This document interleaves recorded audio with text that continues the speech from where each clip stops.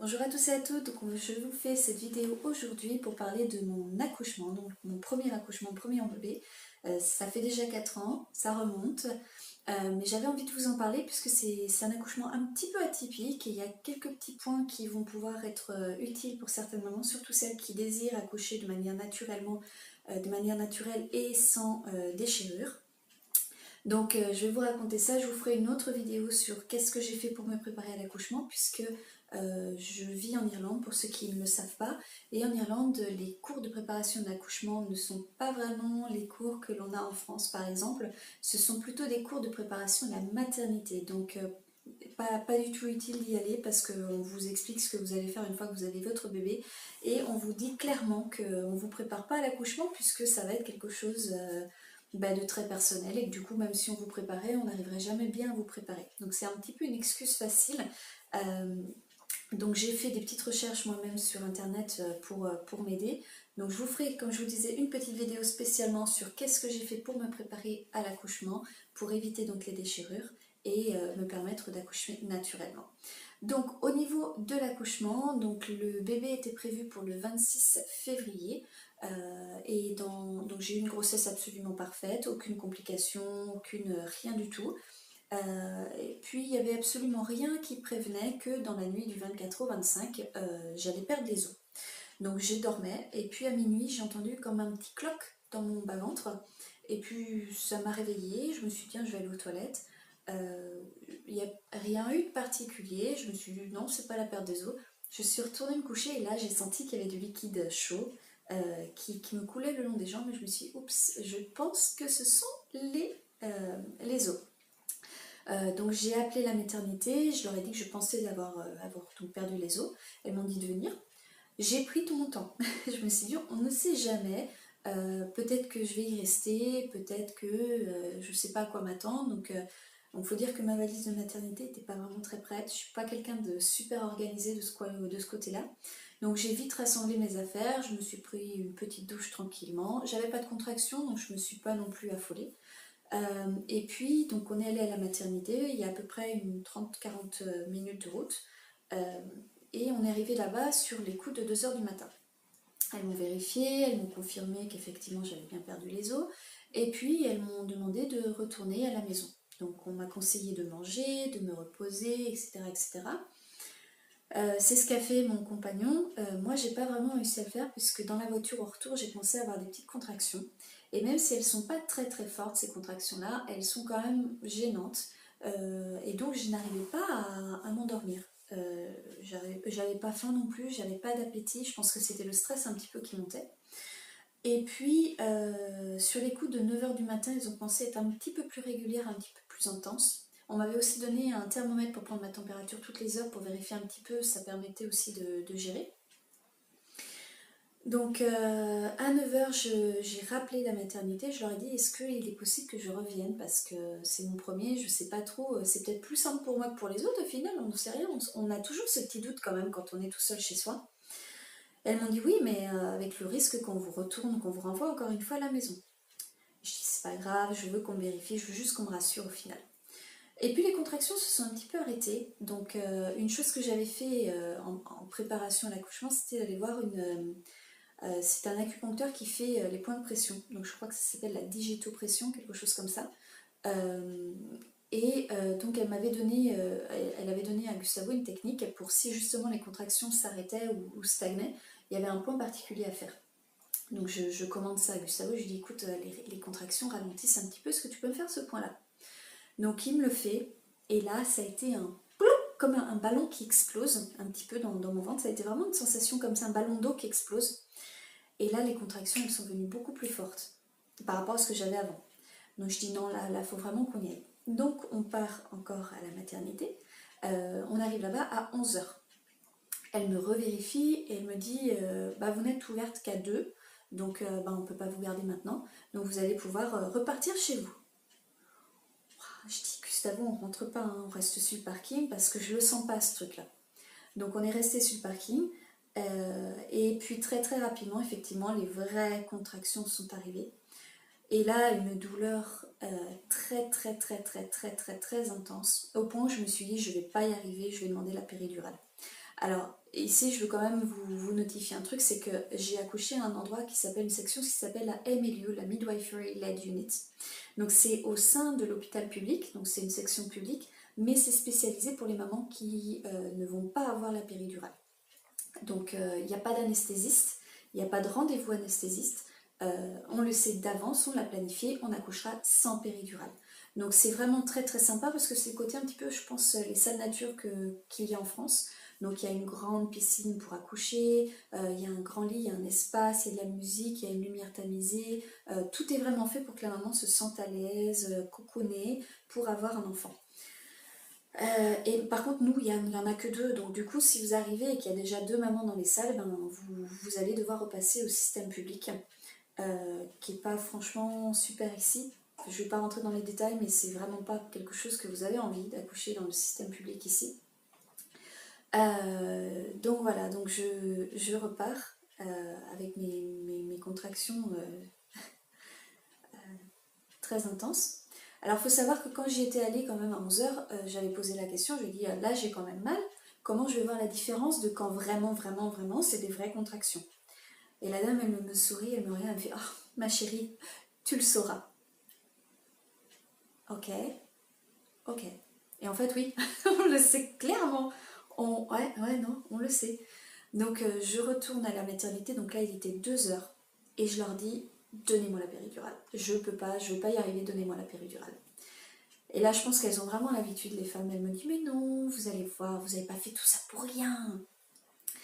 On me revérifie et j'étais toujours qu'à 2, alors que j'avais quand même des contractions intenses, intenses, intenses.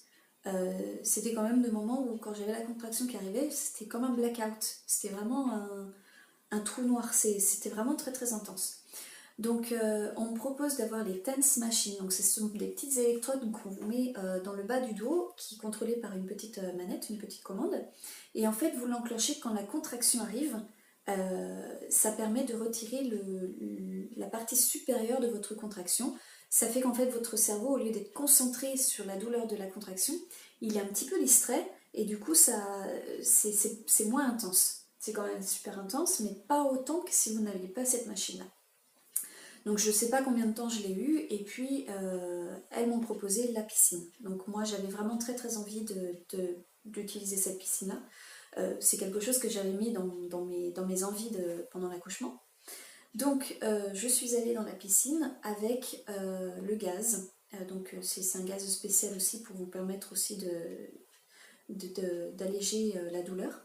Et pendant tout le temps de mes contractions, à chaque fois qu'une contraction venait, une fois que j'avais retiré les TENS machines, Gustavo me faisait des points de pression au niveau des épaules ici, donc encore quelque chose que nous avait enseigné l'acupuncteur, et puis dans le bas du dos. Donc je vous ferai une petite vidéo parce que je vous avais fait une première vidéo il y a longtemps déjà, donc il y a probablement 4 ans de ça, sur comment déclencher l'accouchement, parce que comme je vous disais, j'étais prévue pour le 26 et j'avais fait quelques petites choses la semaine juste avant pour préparer en fait à ce que j'accouche dans les temps voulus.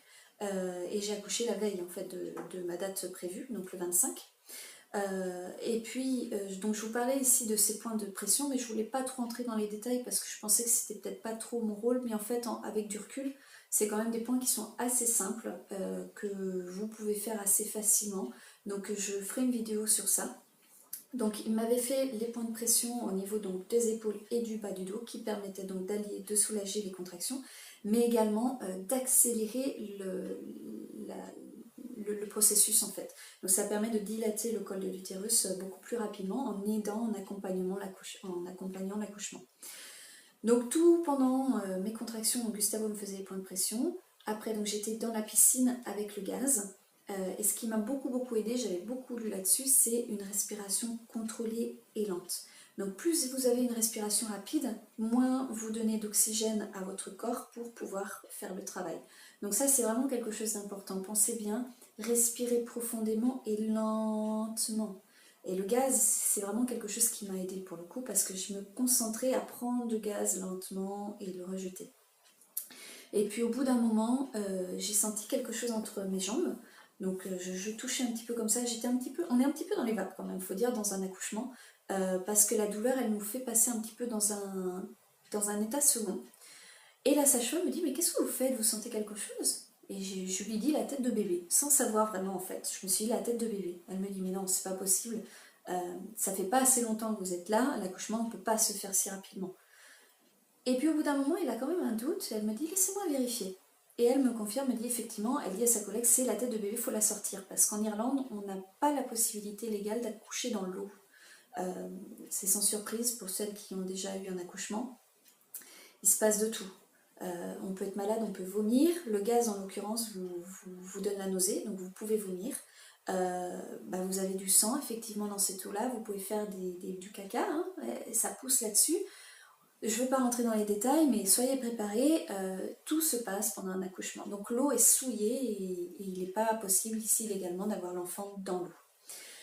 Donc elle me vide la baignoire et puis elle me dit si vous voulez sortir, c'est le mieux. Donc je me sentais quand même bien, je suis sortie et puis elles m'ont dit vous avez toute la pièce à votre disposition, vous vous mettez dans la position que vous voulez, où vous voulez, avec ce que vous voulez. Et en fait ce qui m'a paru le plus naturel pour moi, à ce moment précis-là, c'était en fait d'accoucher debout. Donc j'ai mis mes coudes sur le lit, qui était quand même assez haut, les coudes sur mon lit, et puis les jambes écartées simplement. Elles ont mis un gros oreiller comme un édredon entre mes jambes pour si bébé s'échappait, hein, s'il glissait. Et puis elles avaient un petit miroir pour contrôler ce qui se passait. Et du coup en 3 poussées, ça a été très rapide, en 3 poussées, bébé a sorti la tête et puis elles m'ont sorti l'épaule. Et là elles m'ont dit, ça c'est un truc, c'est probablement le meilleur souvenir de mon accouchement. Et c'est vraiment le fait de ne pas avoir de péridurale qui vous permet de faire ça, donc pensez-y vraiment. Elles m'ont dit attrapez-le. Donc en fait c'est moi qui ai sorti bébé de mon utérus. Et puis elles m'ont dit mettez-le. Donc je l'ai sorti et puis je l'ai mis contre moi. Donc instinctivement en fait on le fait vraiment naturellement, on doute pas. Et puis elles m'ont dit après de monter sur la table pour vérifier en fait pour le placenta. Faut savoir que Léo n'a pas pleuré tout de suite parce qu'elles n'ont pas coupé la corde immédiatement, elles l'ont laissé battre pendant à peu près 15-20 minutes. Donc ça c'est de plus en plus recommandé et apparemment c'est très très important que les derniers nutriments qui sont dans la corde, les dernières particules d'oxygène passent. Ça permet une meilleure immunisation de l'enfant, etc., etc. Et puis après ce temps écoulé, elles ont coupé la corde et là c'est un petit peu, ils ont coupé un petit peu son oxygène finalement, donc il s'est un petit peu réveillé. Et puis donc mon placenta ne descendait pas tout de suite. Donc j'ai demandé à Gustavo de faire le dernier point de pression qu'on nous avait enseigné qui permet d'expulser le placenta. Et là ça a été instantané. Donc c'est vraiment des points qui sont très très intéressants à avoir. Donc je vous disais, je vous les donnerai sur une autre vidéo là. Donc il y a eu expulsion du placenta assez rapidement. Et puis par vérification, il n'y avait absolument aucune déchirure, rien d'endommagé. Donc c'est un gros soulagement quand même quand on a un accouchement comme ça. Et puis alors le top du top, c'est que je dirais à peu près 1 heure, on m'a laissé 1 heure tranquille avec bébé comme ça. Et puis après 1 heure, on m'a dit bon, on va prendre bébé, on va le laver un petit peu, on va s'en occuper. Est-ce que vous voulez vous doucher? Et alors la douche après un accouchement, c'est le bonheur, c'est l'extase, c'est vraiment superbe. Donc je me suis douchée, j'ai pu mettre un pyjama propre, je me sentais propre, on m'a mis dans ma petite pièce, on m'a donné un toast, du thé. Ah mais c'est... Je peux pas comparer avec la péridurale parce que je l'ai pas eu, mais je me dis, c'est extraordinaire quand même. Donc voilà, je voudrais quand même dire aux mamans qui doutent, qui se disent est-ce que je peux pas. Oui, vous pouvez le faire. C'est douloureux, on va pas se cacher, je vais pas vous mentir. C'est douloureux, mais vous pouvez le faire. C'est tout à fait faisable. Les points de pression aident en plus à accélérer l'accouchement. Donc comme je vous disais, je suis arrivée à la maternité avec les grosses contractions à 2 heures et j'ai eu en fait Léo à 5. Donc de 2 à 5, il n'y a que 3 heures. J'ai accouché en 3 heures. C'est pour mon premier, imaginez, sans déchirure, sans rien. Donc c'est tout à fait faisable. Pensez bien qu'il faut utiliser certaines petites méthodes comme les points de pression qui aident, comme je vous disais, à dilater et qui vous aident à manager la douleur. Mais c'est tout à fait possible. Et le fait d'avoir toutes ces capacités, de sentir ses jambes, de pouvoir se doucher après un accouchement naturel, ça n'a vraiment pas de prix. Bon, encore une fois, si vous avez une péridurale, c'est pas un problème, je suis pas du tout en train de juger ça, mais je suis vraiment en train de d'appuyer le fait que l'accouchement naturel c'est quelque chose de... En plus ça vous donne une self-esteem, ça vous donne une confiance en vous qui est extraordinaire. On se dit j'y suis arrivée, je l'ai fait, j'ai réussi à le faire. On en est très très fier quand même d'un accouchement naturel. Donc voilà. Et puis l'accouchement debout. Et ouais, donc ne planifiez pas vraiment votre accouchement, dans quelle position vous allez le faire, si vous allez utiliser la piscine, si vous allez utiliser la balle, etc. Parce que ça va vraiment dépendre de votre état d'esprit au jour J. Certaines mamans vont planifier accoucher en piscine et puis bah, le jour venu, elles vont avoir comme une réticence totale à se dire non, je peux pas, non, j'ai pas envie. Donc planifiez pas trop, mais pensez-y, pensez à ce qui vous ferait plaisir, qu'est-ce que vous aimeriez faire, et puis après vous trouverez le juste milieu au moment venu. Donc voilà, donc accouchement à quatre pattes, accouchement debout, accoucher dans la position où vous vous sentez le plus à l'aise. Et puis voilà, donc n'hésitez pas à me poser des questions si vous en avez, je me ferai un grand plaisir d'y répondre. Et si vous avez apprécié cette vidéo et qu'elle vous a été utile, n'hésitez pas à mettre un petit pouce vers le haut. Voilà, ciao ciao!